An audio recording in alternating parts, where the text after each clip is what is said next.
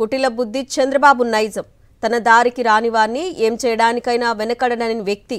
కుట్రలు, కక్ష సాధింపులు, వేధింపులు ఇలా ఏం చెప్పినా అది సరిగ్గా చంద్రబాబుకు సూట్ అవుతుంది.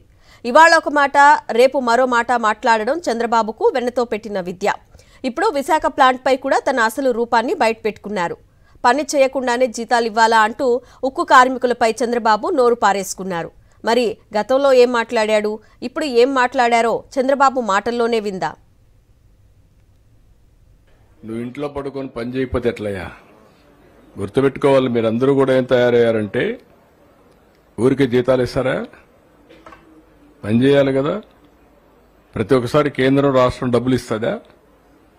ఏనయ్యా, మీరే పబ్లిక్ సెక్టర్లో ఉందని బెదిరిస్తా కూర్చుంటే ఎంతో పైన ప్రతి ఒక్కరు ఇదే మరి మీరు క్వశ్చన్స్ అడుగుతా ఉంటే అన్ని ఎందుకు లాభాలు ఉన్నాయి, ఇక్కడ నష్టం ఎందుకు వస్తా ఉంది? నేను కూడా 3 నెలలకు ఒకసారి రివ్యూ చేస్తున్నా.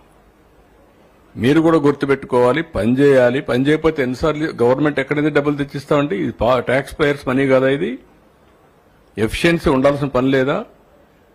ఆంధ్రుల హక్కు, విశాఖ ఉక్కు. మనం పని చేయకుండా దాన్ని వైట్ ఎలిఫెంట్ మారి పెట్టుకుని కూర్చుంటారు ఇంట్లో. పని చేయించాలి, మనం కూడా పని చేయాలి. కష్టపడక్కర్లేదు, దాన్ని సిస్టమేటిక్గా రన్ చేసి ప్రొఫెషనల్గా రన్ చేస్తే అది వైబుల్ అవుతుంది ఆటోమేటిక్గా. ఎవరు చెప్పారయ్యా నీకు? ఎవడు చెప్పాడు? బుద్ధి ఉండాలి. ఏం తీసుకోవాలి? ఏం తీసుకుంటారు? 12,000 కోట్లు ఇస్తే ఏం తీసుకుంటారు? నీకు వచ్చి మీ ఇంటికి వచ్చి చెప్పాలా? నేను ప్రైవేటైజ్ చేయనని ఎన్ని గంటలు చెప్పాలి? తమాషాగా ఉంది మీకు. నేను కూడా చూస్తున్నాను, కొంతమందిని కావాలని ఏదో కలబెడతానే ఉండాలని కలబెడతా ఉంటారు. వాళ్ళకి ఏం పని లేదు. అందరం కలిసి కాపాడుకుంటామా లేదా అడుగుతున్నా. ఇప్పుడు చెప్పండి, కాపాడుకుంటాం కలిసి పోరాడతాం. తెగలు విశాఖపట్నం ఉక్కు.